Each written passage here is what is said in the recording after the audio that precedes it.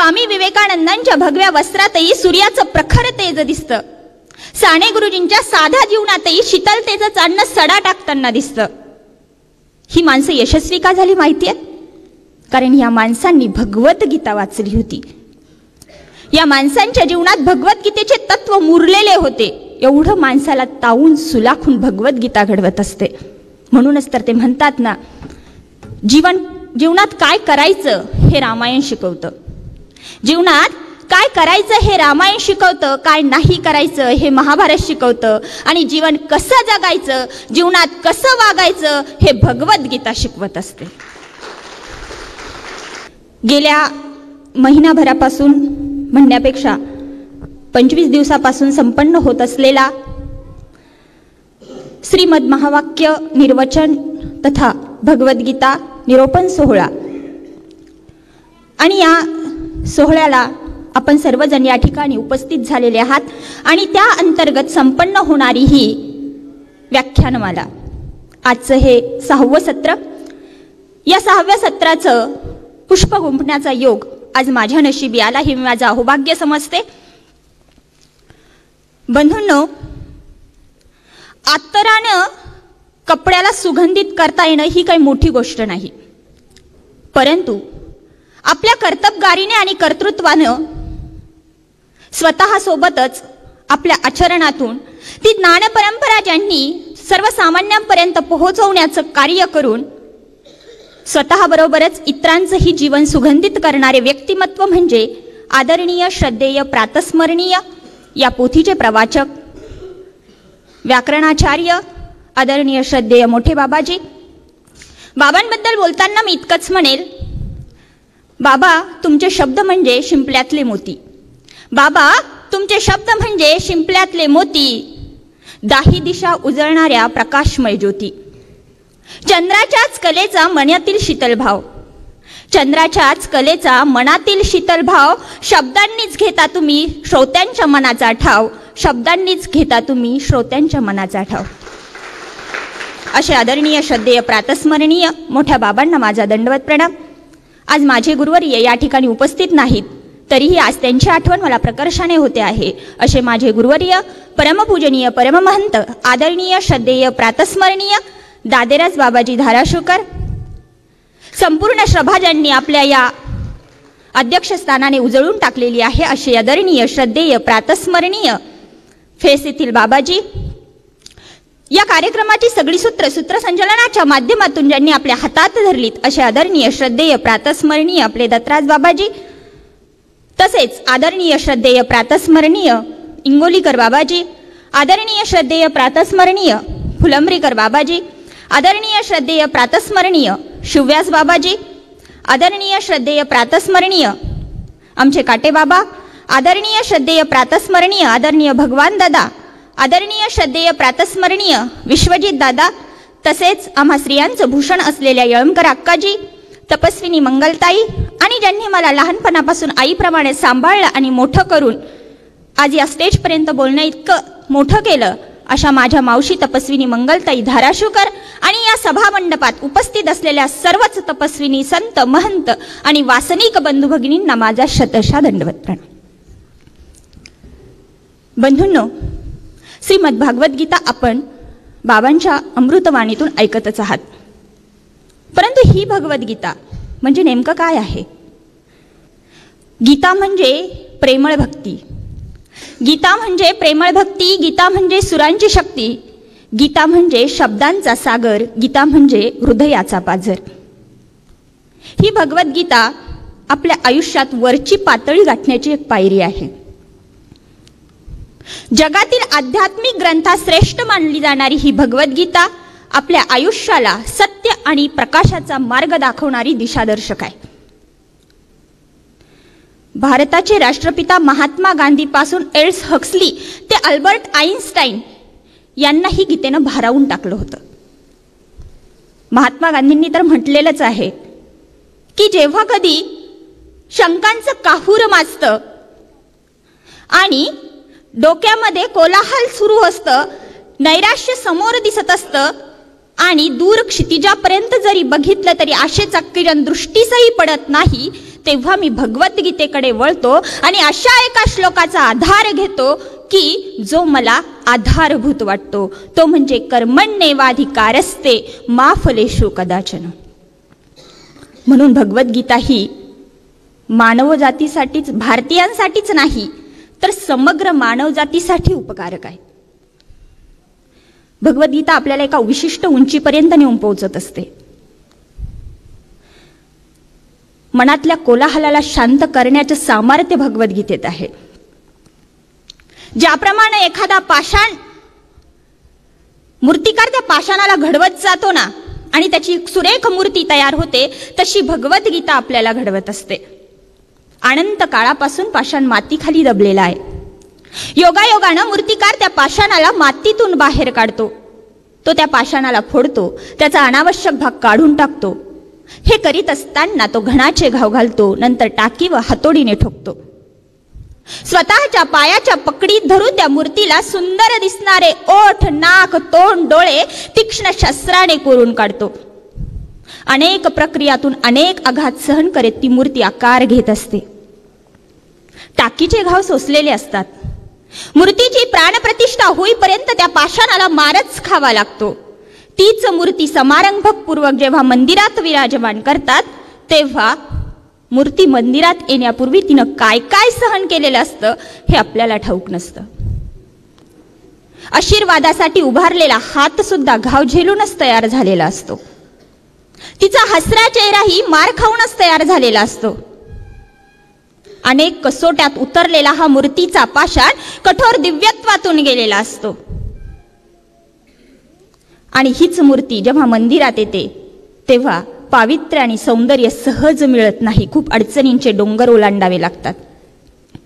प्राध्यापक सहज होता येत नाही. अज्ञान कमी करीत करीत ज्ञान वाढवावं लागतं. पावित्र्य सहज मिळत नाही. वासनेवर अंकुश ठेवावा लागतो आणि संशयाची सगळी भूतं मनातून पिटाळावी लागतात. आणि मग शरीराने कुरूप असणारा माणूसही सुंदर दिसायला लागतो. काळा कृष्ण पण उजळून दिसतो. डोक्यावर गाडगं, अंगावर चिंध्या आणि हातात झाडू घेतलेले गाडगे बाबा सुद्धा आदरणीय वाटायला लागतात. स्वामी विवेकानंदांच्या भगव्या वस्त्रातही सूर्याचं प्रखर तेज दिसतं. साने गुरुजींच्या साध्या जीवनातही शीतलतेचं चांदणं सडा टाकताना दिसतं. ही माणसं यशस्वी का झाली माहितीये? कारण या माणसांनी भगवद्गीता वाचली होती. या माणसांच्या जीवनात भगवद्गीतेचे तत्व मुरलेले होते. एवढं माणसाला तावून सुलाखून भगवद्गीता घडवत असते. म्हणूनच तर ते म्हणतात ना, जीवनात काय करायचं हे रामायण शिकवतं. जीवनात काय करायचं हे रामायण शिकवतं, काय नाही करायचं हे महाभारत शिकवतं. आणि जीवन कसं जगायचं, जीवनात कसं वागायचं हे भगवद्गीता शिकवत असते. बंधूंनो, आज या ठिकाणी आपण भगवद्गीता आणि त्या श्रीकृष्णाचे अलौकिक तत्व समजून घेणार आहोत. श्रीकृष्णाच्या अलौकिक या लीळा नेहमी ऐकल्या ना तरी त्या नवीनच वाटत असतात. वच्छारण ग्रंथात कृष्ण कथेचं महात्म्य सांगताना खूप सुंदर वर्णन केलेलं आहे. ते म्हणतात, निषधाचा म्हणजेच पारध्याचा बाण त्या क्रौंच पक्षाच्या जोडप्याला लागला. तो वाल्मिकीने पाहिला आणि त्यातून रामायणाची निर्मिती झाली. कुरुक्षेत्रावर धनुर्धारी धनंजयाला विषाद निर्माण झाला. त्यावेळी गीतेचे अमृत बोल प्रसवले. ईश्वर विरहाने अंतःकरणाच्या तळमळीतून भावोत्कर्ष काव्य निर्माण झालं. हीच वच्छाहरण काव्याची नांदी आहे. आणि याच वच्छाहरण ग्रंथात कृष्ण कथेचं महात्म्य सांगताना पंडित दामोदर व्यास म्हणतात, जैसे अमृत नव्हे जुने उरंगे ना साड पडणारे सोडे, तैसी श्रीकृष्ण कीर्तीची वानने सदा सुरंग मधुर. ज्याप्रमाणे अमृत शिळ किंवा जुनं होत नाही, बावन कसी सोनं रंगहीन होत नाही, त्याप्रमाणे श्रीकृष्ण कीर्तीची वर्णने नेहमी गोड आणि तेजस्वी असतात. जव मेरूसी अचलता चंद्री वसैल अमृत तव वर्तैल श्रीकृष्ण कथा तिही लोकी. जोपर्यंत चंद्रामध्ये अमृत आहे आणि मेरू पर्वत अचल आहे, तोपर्यंत ही श्रीकृष्ण कथा आणि तिची तत्व या तिन्ही लोकांमध्ये टिकून राहणार आहेत. श्रीकृष्ण भगवंताबद्दल थोडक्यात सांगायचं तर ते म्हणतात ना, फूल को किसी ने पूछा तूने दी खुशबू तो तुझे क्या मिला, फूल को किसी ने पूछा तूने दी खुशबू तो तुझे क्या मिला? फूल ने हंसकर कहा देने के बदले लेना तो बीमारी है, जो देकर भी कुछ ना मांगे वो बाकी बिहारी है, जो देकर भी कुछ ना मांगे वो बाकी बिहारी है. श्रीकृष्णाची तत्वच अलौकिक आहे. कंसासुराच्या वधाच्या वेळी कोमल श्यामल बालमनोहरी श्रीकृष्ण मूर्ती बघून वृद्धांना तो आपल्या पुत्रासारखा वाटत होता, तर शत्रूंना मात्र तो काळासारखा दिसत होता. आपल्या नजरेसमोरून क्षणभरही बाजूला झालेला तो गोपांगणांना आवडत नसला तरी मुष्टिक चाणूर सारख्या दुर्दांत मल्लयोद्ध्यांनी त्याला बघून साक्षात मृत्यूची देवता समजून धसका घेतला होता. युद्धात त्याला बघून शत्रू जीव वाचवण्यासाठी पळ काढत होते, पण योगी मुनी मात्र त्याच्या दर्शनासाठी समस्त संसाराचा त्याग करून त्याच्याकडे धावत होते. दही दुधासारख्या साध्या चोरीपासून योगी तपस्वी भक्त यांच्या चित्तांचं हरण करण्यापर्यंतच्या मोठमोठ्या चोऱ्या त्यानं केल्या. सुदाम्यासारख्या दीनदुर्बलाला आर्थिक विवंचनेतून सोडवून सुवर्णनगरी प्रदान केली. श्रीकृष्ण आणि सर्वज्ञ या दोघांची पद्धती वेगळी आहे. अर्जुन श्रीकृष्णाचं ऐकत नव्हता. उभं राहून युद्ध करायचं तर तो बसून गेला. बकरीसारखा झालेला अर्जुन श्रीकृष्णाने सिंहासारखा केला. सर्वज्ञांनी उलट केलेला आहे. सिंहासारख्या पराक्रमी असलेल्या नागदेवाची त्यांनी बकरी केलेली आहे. सर्वज्ञ नागदेवाला हातातली काडी टाकायला लावतात आणि श्रीकृष्ण अर्जुनाला हातात शस्त्र धरायला लावतात. ही दोन अवतारांची विसंगती आहे. बंधूंनो, मौनांचं रामायण सहन करता येतं सीताहून. मौनांचं रामायण सहन करता येतं सीताहून, पण शब्दांचं महाभारत सोसायला कृष्णच हवा असतो. आणि जीवन तर असंच आहे ना. आमच्या ताईंनी सांगितलं की जीवन जगता येतं, पण मरणाला विजयी करता आलं पाहिजे. जीवन खूप मोलाचं आहे. आजच्या माणसाचं जीवन अस्थिर झालेलं आहे. माणूस एकाकी होत चाललेला आहे. आणि मग प्रत्येक महानुभाव आमच्या गर्वानं ते एक गीत म्हणत असतो. हे माझ्या धर्म बंधूनो जरा श्रू येऊ द्या नयनी, ती आठवा स्मृती वीरांची कसे देह क्षेपिले त्यांनी. हे आमच्या पूर्वजांचं जगणं आहे ना, ते त्यांच्या मरणाआधीचं करणं आहे, जे त्यांच्या मरणानंतरच उरलेलंच आहे. मन हा मोगरा अर्पुनी ईश्वरा, पुनरुपी संसारा येणे नाही. मन ही शेवंती अर्पुनी भगवंती, पुनरुपी संस्कृती येणे नाही. असं जीवन आमचे पूर्वज जगलेले आहेत. आज माझ्यासारख्या तरुण पिढीलाही लोक प्रश्न करतात. माझे वडील खूप मोठे बिझनेसमॅन आहेत. त्यांचे मित्र त्यांना म्हणतात, तुमची मुलगी तुम्ही आश्रमात दिली, तुमच्याकडे काय तिचं लग्न करण्याकरता पैसा नाही का? असं संन्याशासारखं जीवन तिला जगायला लावणार, ते फकीरासारखं जीवन जगायला तुमची मुलगी आयुष्य तिचं दुःखात टाकताय तुम्ही. पण असं विचारणाऱ्या प्रत्येक व्यक्तीला मी अभिमानाने सांगेल, हो मला ही फकीरासारखं जीवन जगायचंय. कारण हे फकीरासारखं जीवन साधं नाही हो.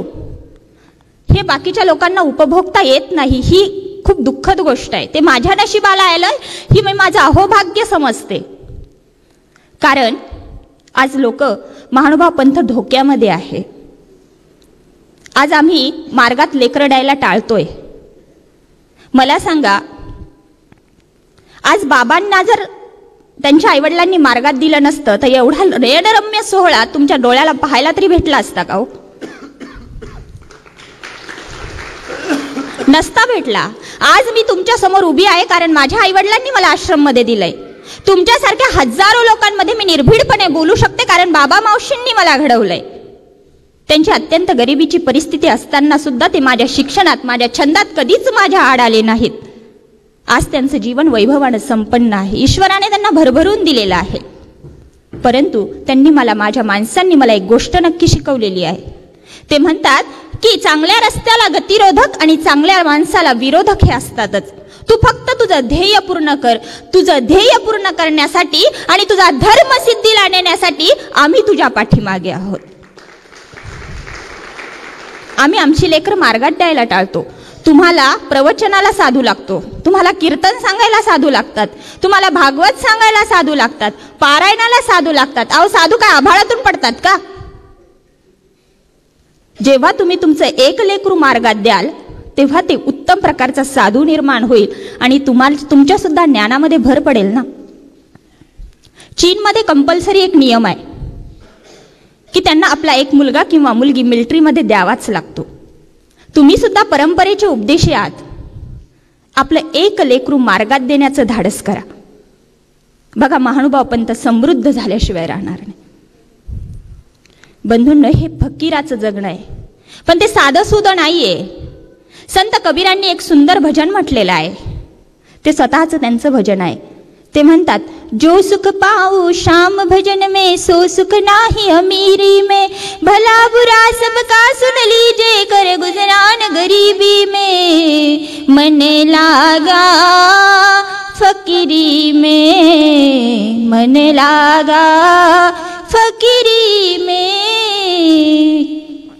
आखिर ये तन खाक मिलेगा कहाँ फिरत मगरूरी में, हाथ में कुंडी बगल में सोटा चार दिशा जहागीरी में, बन लागा फकीरी में, मन लागा फकीरी में.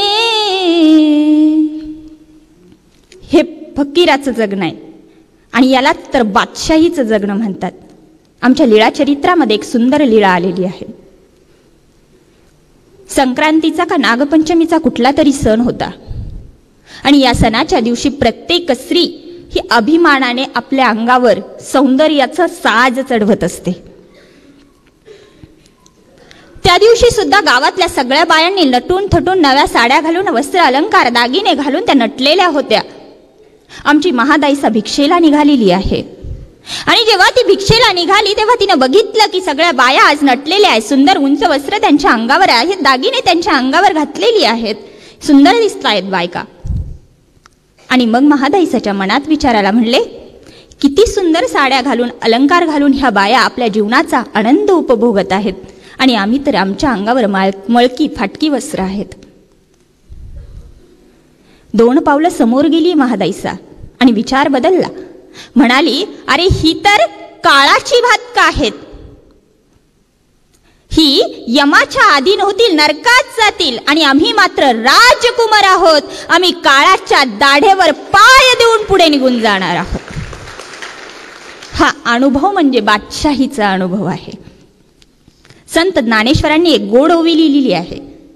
ते म्हणतात, मी आणि माझे पण विसरले जयाचे अंतःकरण, पार्था तोची संन्यासी जाण निरंतर. आपण मात्र मी आणि माझं या 2च गोष्टीत गुरफटलेलो आहोत. मला सांगा, या साधू संतांसाठी मी बोलणारच नाहीये, मी अधिकारानं लेख म्हणून तुम्हाला सांगणार आहे. तुम्ही तुमच्या मुलांसाठी अपार कष्ट करता, त्यांच्यासाठी जीवाचं रान करता, मग ती मुलं तरी तुमची आहेत का? बोला, आहेत का?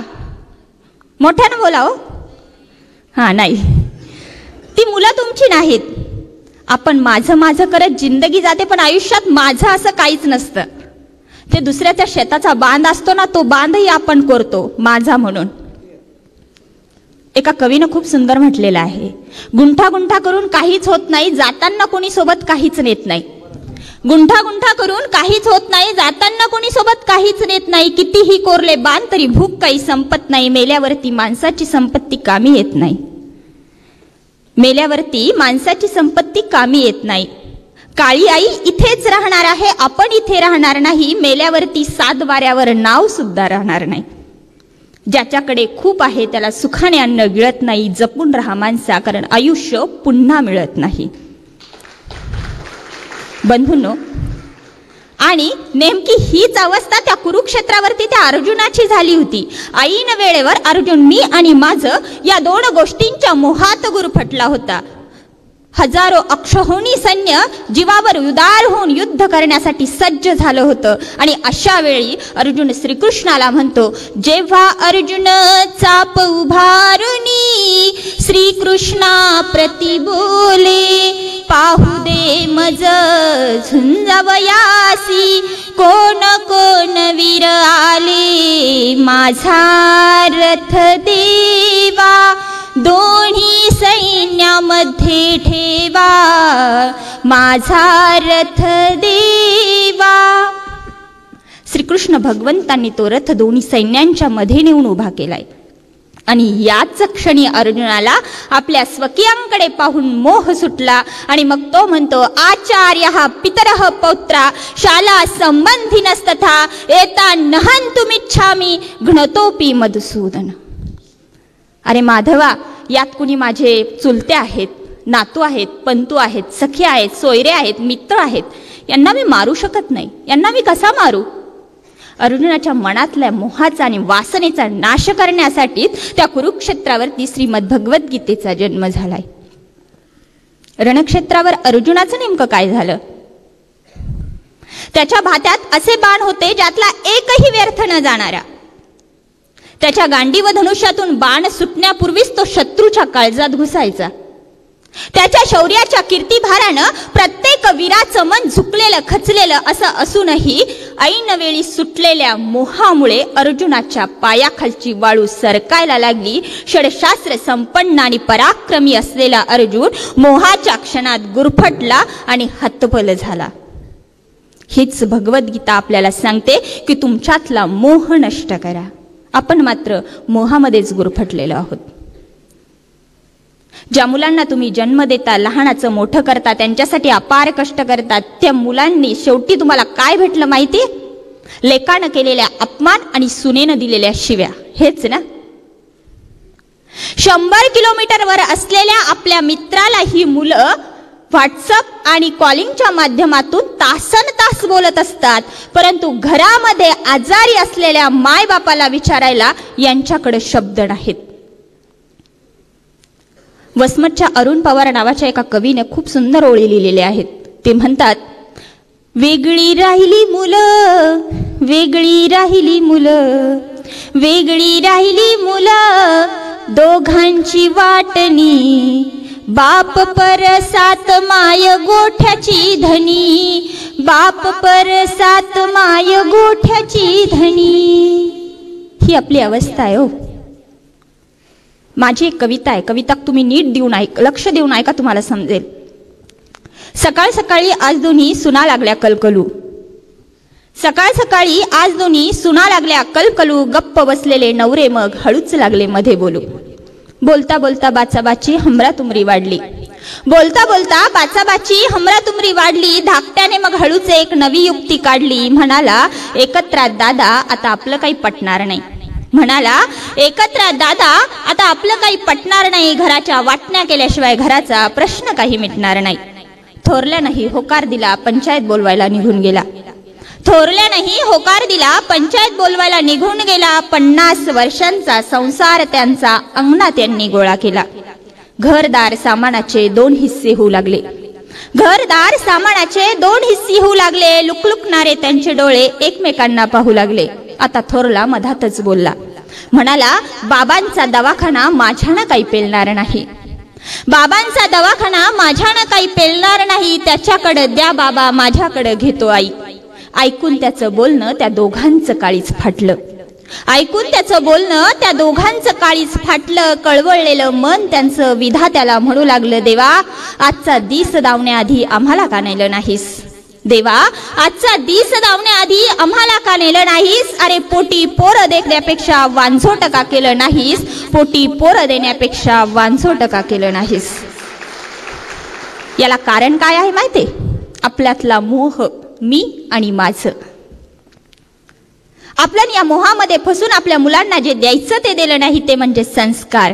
मी आणि माझं असावं हो, पण कसं? लीळाचरित्रामध्ये एक सुंदर लीळा आलेली आहे. भक्तिजनांचं व्यापार काम सुरू होतं आणि व्यापार सुरू असताना काकोस नावाच्या भक्ताचा अंगठा रगडला गेला. त्याला ठेच लागली आणि त्यातून रक्त वाहायला लागलं. तेव्हा सगळे भक्तिजन ओरडायला लागले की काकोसचा अंगठा रगडला, काकोसचा अंगठा रगडला.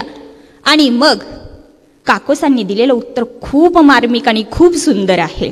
ते म्हणतात, हे शरीर माझं नाही, हा अंगठा माझा नाही, यातून वाहणारं रक्त तेही माझं नाही, त्या झालेल्या वेदना त्याही माझ्या नाहीत. हे सगळं देवाचं आहे आणि देव माझा आहे. त्यांच्या उत्तराने स्वामी प्रसन्न होतात आणि म्हणतात, हो असंच असायला पाहिजे. देव माझा मी देवाचा, ऐसिया परी असी जो का. तन मन धन त्यांनी परमेश्वराला समर्पित केलं होतं. हे सगळे मनाचे खेळ आहेत हो. परंतु आमच्या मनामध्ये वेगळेच विचार असतात. तुम्हाला गंमत म्हणून एक उदाहरण सांगते. बाबा अर्धा तास झाला की मला फक्त टच करा.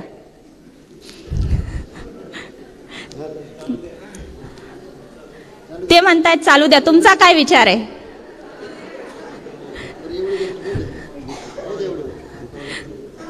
बोलण्यासारखं भरपूर आहे बंधूंनो, आणि मी बोलायला लागले की मला 1.5 तास 2 तास कधी होतात मलाही कळत नाही. म्हणून बाबांना अगोदरच सांगितलं की मला टच करा. आणि विचार कसा असतो डोक्यातला आपल्या सांगते. एक मुलगा असतो, तो मुलगा त्या म्हशी घेऊन रानामध्ये चरायला जातो. आणि गेल्यानंतर जेव्हा तो रानामध्ये गेला तेव्हा त्याच्याकडे ज्या म्हशी होत्या ना, त्यातली एक म्हैस होती, तिचे शिंग असे गोल होते. आणि त्यानं बसल्या बसल्या विचार केला, म्हणले जर ह्या म्हशीच्या शिंगामध्ये मी डोकं घातलं तर. विचार बघा आपले. आणि असा तो एक दिवस विचार करत नव्हता, 6 महिने विचार करत होता. म्हणे ह्या म्हशीच्या शिंगामध्ये जर आपण डोकं घातलं तर काय होईल. आता हा विचार करण्यासारखी गोष्ट नाहीये खरं तर, पण आपले विचार असे असतात. आणि 6 महिने पार बारीक होऊन गेला विचार करून करून. आणि 6 महिन्यानंतर पुन्हा एकदा रानात गेला आणि त्या म्हशीच्या शिंगामध्ये डोकं घातलं. जसं त्या शिंगात डोकं घातलं तसं ते डोकं अडकलं आणि अडकल्यानंतर ती म्हैस उधळली. आता गावातले 5-25 माणसं त्या म्हशीला धरायला. कशी बशी ती म्हैस पकडली आणि पकडल्यानंतर 5-25 जणांनी म्हैस पकडली आणि 5-25 जणांना त्याला ओढून बाहेर काढलं. आणि त्याला विचारलं, म्हणले मूर्खा, त्या म्हशीच्या शिंगात डोकं घालण्या अगोदर थोडा विचार करायचा ना. तो म्हणलं 1 दिवसापासून विचार नव्हता करत, 6 महिन्यापासून विचार करत होतो. आमचे विचार असे असतात बंधूंनो. आणि या विचारांनी काय होतं माहिती आहे, या विचारांना आमची पिढी भरकटून गेलेली आहे. आम्ही जसे वागतो, आम्ही जसं अनुकरण करतो तसं अनुकरण लहाने करत असतात. श्रीकृष्ण भगवंत भगवद्गीतेत सांगतात, यत् तदाचरती श्रेष्ठ सत्त देवे तरोजना सयत् प्रमाणम कृते लोकस्तदनुवर्तते. ज्याप्रमाणे श्रेष्ठ आणि मोठे लोक वागतात, अनुकरण करतात, वागतात आणि आचरण करतात, त्यांचंच अनुकरण लहाने करत असतात. आता वडील जर दारू प्यायला लागले तर मुलगा त्यांचंच अनुकरण करणार ना. या दारूच्या व्यसनाने तर आज पिढी बर्बाद होत चालली आहे. मी एकदा कॉलेजमध्ये जात होते आणि त्यात असताना आमच्या कॉलेजच्या समोर माझे काही फ्रेंड्सही होते. तिथे एक दारू पिणारा आला आणि त्याने एक सुंदर कविता म्हटली. तो काय म्हटला, म्हणले मेल्यावरती तिरडीला माझ्या हार तुऱ्यांनी सजवले पाहिजे. मेल्यावरती तिरडीला माझ्या हार तुऱ्यांनी सजवले पाहिजे, पण आधी देशी दारूत बुडवले पाहिजे. अंत्ययात्रेला माझ्या सगळे लोक शुद्धीत पाहिजे. शब्द बघा, अंत्ययात्रेला माझ्या सगळे लोक शुद्धीत पाहिजे, पण 4 खांदेकरी अगोदर पेलेले पाहिजे. लोक म्हणतील बरा गेला, लोक म्हणतील बरा गेला, पण 4 खांदेकरी म्हणतील आमचा दिलदार गेला, आमचा दिलदार गेला. आमचे स्वामी सांगतात, कवना कवनी वेशन, कवना कवनी वेशन, एथ जीव धरी जती हेच वेशन. आपण परमेश्वराच्या भक्तीचं व्यसन लावून जर घेतलं तर परमेश्वर आपल्याला भेटल्याशिवाय राहणार नाही बंधूंनो. दिवस रात्र त्या मोबाईलवर आपण बोटं फिरवत असतो. मी सुद्धा फिरवते, पण माझं काम असतं. ज्या स्पीडनं तुम्ही हा अंगठा आणि ती तर्जनी त्या स्क्रीनवर फिरवताना, तेवढ्याच स्पीडनं जर ते 2 बोट त्या गाठीवर ठेवले, स्पीडनं नाही बरं का, ते 2 बोट गाठीवर ठेवले आणि मुखात भगवंताचं नाव घेतलं तर तो परमेश्वर तुम्हाला भेटल्याशिवाय राहणार नाही हो. पण आमच्याकडून ते होत नाही. आमचे विचार भरकटलेत ना. वेळ खूप होत चाललेला आहे. मी तुमचा जास्त वेळ घेणार नाही. सकाळी आपल्याला उठावं लागतं. शेवटी मी भगवद्गीतेकडे वळेल, कारण भगवद्गीता आपल्या जीवनाला उपकारक आहे. असे अनेक श्लोक आहेत ज्याचा संदर्भ मी आपल्या जीवनाशी देऊन ती स्वामींची सूत्र आणि ते श्लोक आपल्या जीवनाला कसे प्रेरणादायी आणि प्रेरक आहेत हे सांगण्याचा प्रयत्न करणार होते. परंतु वेळेच्या अभावी मी तिथपर्यंत पोहोचू शकणार नाही. बंधूंनो, आपलं जीवन खूप मोलाचं आहे. या जीवनामध्ये परमेश्वर भक्ती करा आणि आपल्या जीवनाचं सोनं करून घ्या. शेवटी या समाजामध्ये होणाऱ्या विकृत घटनांना पाहून आज मला त्या श्रीकृष्णाला एक प्रार्थना करावीशी वाटते. त्याला म्हणावंसं वाटतं, कर्मण्येवाधिकारस्ते मा फलेषु कदाचन. अरे, पुष्कळ वेळा ऐकली तुझी ही गीतेतली वचनं. तुला काय लागतंय सांगायला, इथं आम्हाला लागतंय भोगायला. हो कबूल आहे, तूही देवच होतास, पण तूही भोगत होतास, पण मानव अवतारात असलास तरी शेवटी तू देवच होतास. आणि काय रे, तुझ्या मामानं स्वतःचा जीव वाचावा म्हणून दुसऱ्यांची पोरं मारली. त्या तुझ्या मामापेक्षा, आजच्या कंसापेक्षा तुझा मामा बराच म्हणावा. कुणी पुत्रप्राप्तीच्या हव्यासापायी का पोटच्या पोरीचा जीव घ्यावा. अजून किती जणींचे बळी घेणार. त्या कंसाचा वध केलास, यांना कधी शासन करणार. आणि काय रे, एका द्रौपदीला वस्त्र पुरवून तू स्वतःला देव म्हणतोस. इथे अनेक स्त्रियांचे अत्याचार होतात, तेव्हा तू कुठे असतोस. सत्तेसाठी लोचत धृतराष्ट्र अजूनही इथे बसतात. आंधळेपणाचं सोंग घेऊन खुशाल होणारे अन्याय बघत बसतात. त्या सगळ्यांना शासन केलंस, यांना कधी आणणारेस ताळ्यावर का गांधारीसारखी अंधपत्ती तूही बांधलीस डोळ्यावर. मूर्तिरूप पुरे झाले कृष्णा, आता प्रत्यक्षात यायलाच हवं. मूर्तिरूप पुरे झालं कृष्णा, आता प्रत्यक्षात यायलाच हवं. दुष्टवृत्तींचा विनाश करत चक्र सुदर्शन फिरायलाच हवं. दुष्टवृत्तींचा विनाश करत चक्र सुदर्शन फिरायलाच हवं. आम्ही चुकलोय हो, आम्ही आमचा इतिहास समाजापर्यंत पोहोचवला नाही. जर तसं झालं असतं ना, माझ्या महानुभावांचं निष्ठा आम्ही समाजात पसरवली असती तर आज हिंदुस्थानच काय अवघ्या जगात महानुभाव पंथ आणला असता. माझ्या महानुभावांचा इतिहास आम्ही समाजात पसरवला असता तर आजही 7 समुद्रापार महानुभावांचाच नगारा वाजला असता. भगवद्गीतेची सूत्र आम्ही समाजात पसरवली असती, भगवद्गीतेची तत्व आम्ही समाजात पसरवली असती तर आज विदेशातही जय श्रीकृष्ण आणि जय महानुभाव पंथची आरोळी गाजली असती. अजूनही बोथट झाली नाही धार गीतेच्या तत्वाची. अजूनही बोथट झाली नाही धार गीतेच्या तत्वाची. कुणातही हिम्मत नव्हती श्रीकृष्णाला हरवण्याची. घासल्याशिवाय धार नाही तलवारीच्या पातीला. घासल्याशिवाय धार नाही तलवारीच्या पातीला. आणि भगवद्गीतेशिवाय पर्याय नाही भारतभूच्या मातीला. भगवद्गीतेशिवाय पर्याय नाही भारतभूच्या मातीला. तुम्ही सर्वांनी मला शांत चित्ताने ऐकून घेतलं. खरं तर मला स्टेज सोडावंसं वाटत नाही तुमचा उत्साह बघून, पण असो, आदरणीय श्रद्धेय बाबाजींनी या ठिकाणी मला बोलण्याची संधी दिली. या थोर अधिकरण आणि संतांसमोर, ज्ञानी माणसांसमोर मी काही बोलणं म्हणजे नळाच्या पाण्यानं सागराच्या पाण्याला महत्त्व सांगण्यासारखं आहे. त्या सर्वांची मी क्षमा मागते. आणि माझ्या व्याख्यानातलं या शब्दांमधलं तुम्हाला काही योग्य वाटलं असेल ते माझ्या गुरुजनांचं आहे. ते प्रसाद म्हणून तुम्ही तुमच्या सोबत घेऊन जा. आणि जे चुकीचं वाटलं असेल ते सर्वस्वी माझं आहे, ते माझ्या पदरात टाका. एवढं बोलून आणि तुम्हा सर्वांना पुनश्च एकदा दंडवत करून मी माझ्या शब्दांना पूर्णविराम देते. जय श्रीकृष्ण, जय महानुभाव पंथ. धन्यवाद, दंडवत प्रणाम. बोला सर्वज्ञ